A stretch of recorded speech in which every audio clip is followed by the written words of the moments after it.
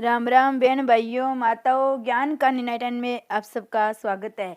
श्रीमद् भागवत महापुराण चतुर्थ स्कंद का 8वां दिन हम सब मिलके सुनते हैं। श्री कृष्ण भगवान की जय। 7वें दिन हमने सुना कि जो पुरुष स्त्री का चिंतन करते हुए प्राण त्यागता है उनको अगले जन्म में स्त्री बननी पड़ती है। पुरंजन ने स्त्री बनना पड़ा क्योंकि वे स्त्री के ध्यान में ही अपने प्राण छोड़े, तो उनको अगले जन्म में स्त्री बनी। जिसके विचार में अपने प्राण त्याग करते हैं वही देह भगवान हमको देते हैं।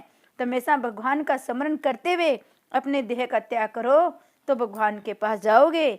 श्री कृष्ण भगवान की जय। भगत बती के साथ विवाह होने पर कन्या और 7 पुत्रों का जन्म हुआ। कन्या है कथा श्रवण में, सत्संग में रुचि, इस प्रकार भक्ति का जन्म हुआ। 7 पुत्र भक्ति के 7 प्रकार है: श्रवण, कीर्तन, स्मरण, पासेवन, अर्चन, वंदन, दास्य, अर्थात 7 प्रकार की भक्ति सिद्ध हुई। भगवान के नाम, गुण, रूप, प्रभाव, लीलाओं का कान से श्रवण, सुख से कीर्तन, मन से स्मरण करने पर कर्म श्रवण, कीर्तन और स्मरण भक्ति सिद्ध होती है। प्रभु की सेवा करने से अर्चन भक्ति सिद्ध होती है। प्रभु की मूर्ति को वंदन करने से वंदन भक्ति सिद्ध होती है। ये 7 प्रकार की भक्ति मनुष्य अपने प्रियतम से प्राप्त और सिद्ध कर सकता है, किंतु 8वीं संख्या भक्ति और 9वीं आत्म निवेदन भक्ति प्रभु कृपा से ही प्राप्त और सिद्ध हो सकती है। श्रवण आदि 7 प्रकार की भक्ति सिद्ध करने के बाद एक बार पति की मृत्यु के समाचार से दुखी हुई उस कन्या को परमात्मा ने सदगुरु के रूप में आकर बोध दिया।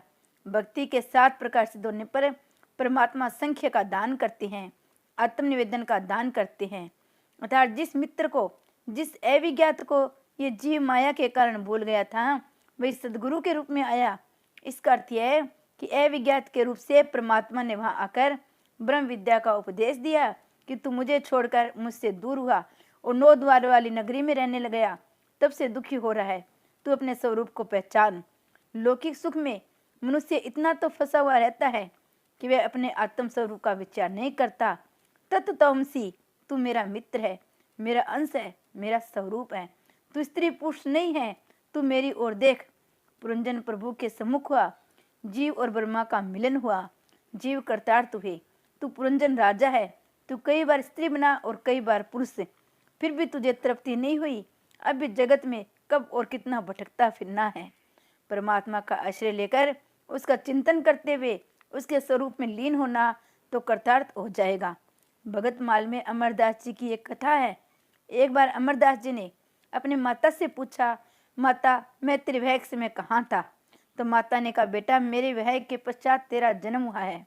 तू पुत्र ने कहा, माता तू गलत कहती है, उसमें भी मैं कहीं पर तो था ही। मेरा वह मूल निवास कहाँ है? हमारी ये बुद्धि जानती नहीं है कि हमारा मूल निवास स्थान कहाँ है, अतः जीव जगत में भटकता फिरता है।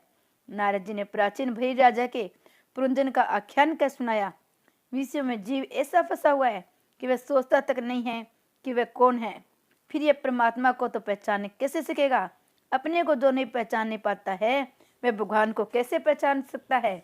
इस तरह जीवात्मा की कथा सुनकर प्राचीन ब्री राजा को आनंद हुआ और बोला कि मैं कृतार्थ हो गया, अब मैं मात्र यज्ञ नहीं करता रहूंगा। वे अब भगवत चिंतन करते हुए भगवान में लीन हो गई। कथा मनुष्य को उसके दोषों से परिचित कराती है और मुक्त भी कराती है। पूरे जन्म का पार्बंध तो झेलना ऐसा प्रयत्न करता है कि नया पार्बंध उत्पन्न न हो सके। ऐसा पवित्र सादंगी भरा जीवन जियो कि जन्म मृत्यु के चक्कर से मुक्ति प्राप्त हो जाए। आत्मा परमात्मा का अंश है। जीवात्मा देह से भिन्न है। जीवात्मा न तो ब्राह्मण है, न वैश्य, न पुरुष है, न स्त्री। आत्म ज्ञान का हो जाए तो देह का विस्मरण हो जाए, मनुष्य को जीते जी मुक्ति प्राप्त होती है। जगत नहीं है ऐसा अनुभव तो मनुष्य को होता है, किंतु वे अपने स्वभाव के अनिश्चय का बोध उसे नहीं हो पाता, अहम का विस्मरण नहीं होता। 10,000 वर्षों तक प्रचेताओं ने नारायण सरोवर के किनारे जप किया, तभी उनके समक्ष नारायण प्रकट हुए। जब से मन की शुद्धि होती है, जब के बिना जीवन नहीं सुधरता। रामदास स्वामी ने अनुभव से दोष बोध में लिखा है कि 13 करोड़ जप करने से ईश्वर के साक्षात दर्शन होते हैं। जब पूर्व जन्मों के पापों को भी जलाता है। जब का फल तंतकाल न मिल पाए तो मानो पूर्व जन्म के पाप अभी तक बाकी है, जिनका अभी नाश होना है। इस विषय में स्वामी विद्यारण्य का दृष्टांत दृष्टव्य है।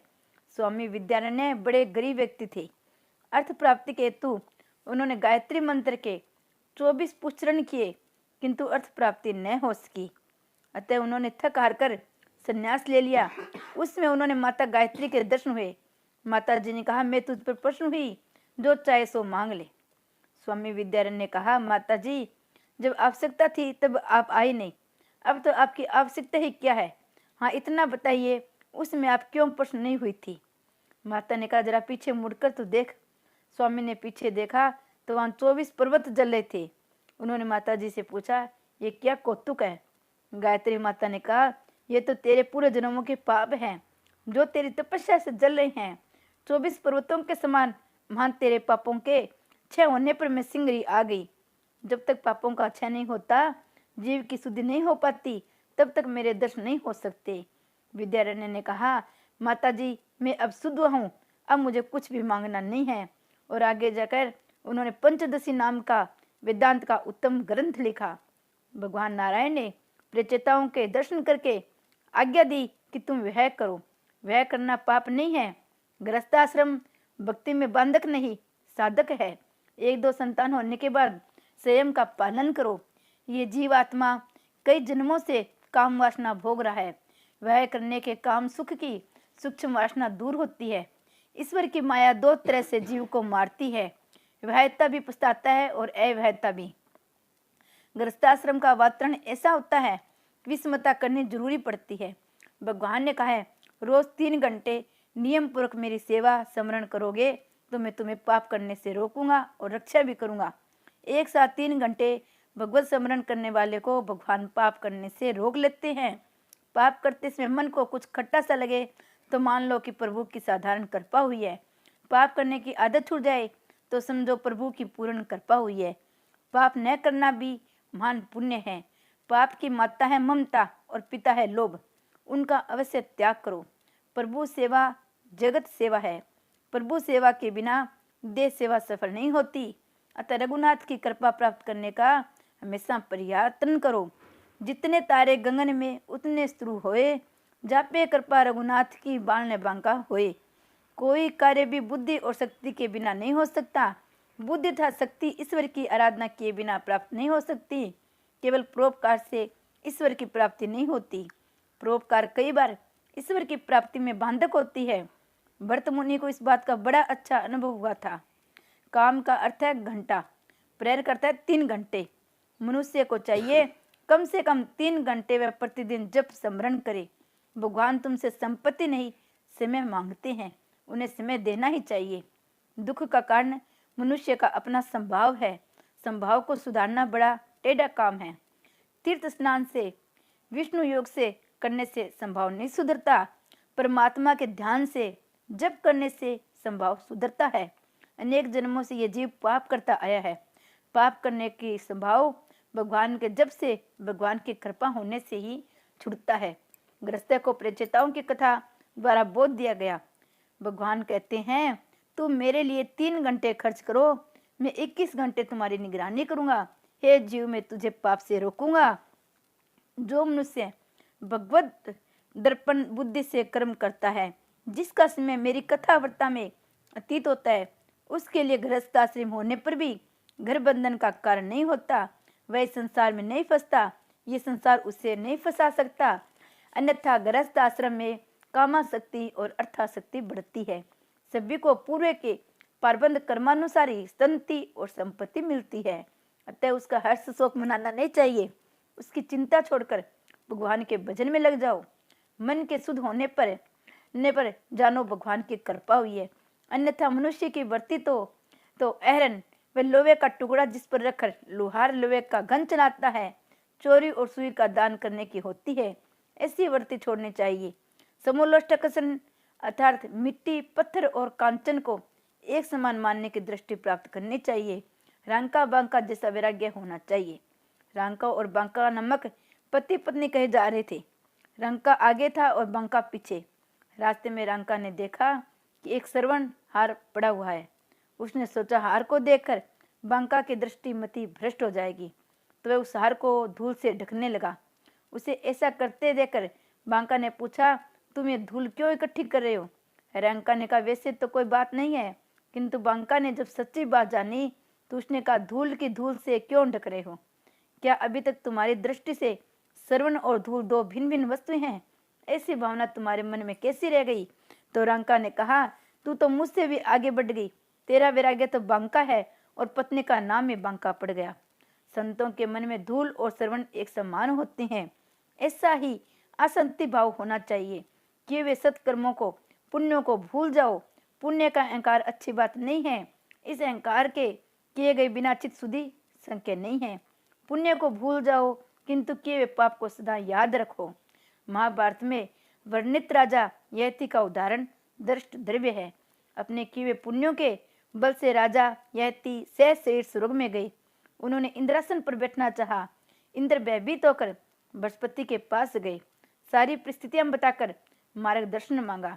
तो बृहस्पति ने इंद्र से कहा, तू यति राजा से पूछ कि उन्होंने पृथ्वी पर कौन कौन से पुण्य किए हैं जिनके बल से वे इंद्रासन पर बैठना चाहते हैं। अपने पुण्यों का वर्णन करने से उन पुण्यों का क्षय होगा। इंद्र ने बृहस्पति के परामर्श के अनुसार ये राजा से पूछा। राजा ने अपने गुणों का स्वयं ही वर्णन किया, अतः इन पुण्यों का क्षय हो गया। फल तो उनका स्वर्ग से पतन हुआ। हमेशा याद रखो, अपने द्वारा किए गए सत्कर्मों का, पुण्यों का स्वयं वर्णन कभी मत करो। षड्गादि वेदों को ज्ञान हो, शास्त्र वर्णित सर्व विद्या मुखस्त हो, कवित्वमयी वाणी में सुंदर गदगद रचने की शक्ति हो, किंतु चित्त हरिचरण में लगा हुआ न हो तो उन सभी का क्या अर्थ? कुछ भी नहीं। भगवान ने प्रेक्षताओं को वह करने की आज्ञा दी। वे अपने घर गए, सभी का विवाह हो गया। सभी के एक पुत्र भी हुआ। सभी प्रचेता फिर नारायण सरोवर के किनारे आए। उन्होंने नारद जी से कहा, गृहस्थाश्रम के विलासी वातावरण में अपने सारे ज्ञान को, अपने लक्ष्य को हम भूल गए हैं। गृहस्थाश्रम में विस्मृता रखनी पड़ती है, जिसके कारण ज्ञान विस्मृत हो जाता है।